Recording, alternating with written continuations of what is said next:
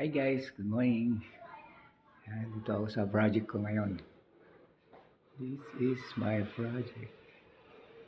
Yan. Ito na yung katas ng real estate. Yan.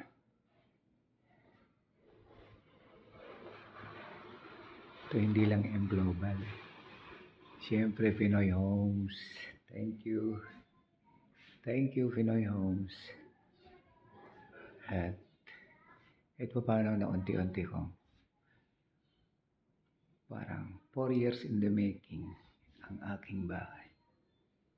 Thank you, Lord. Yan.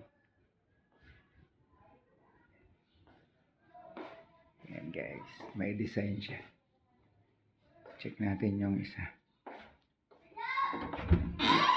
So, ito yung yan. Ito na, tapos na to yung part. Tapos na yung room.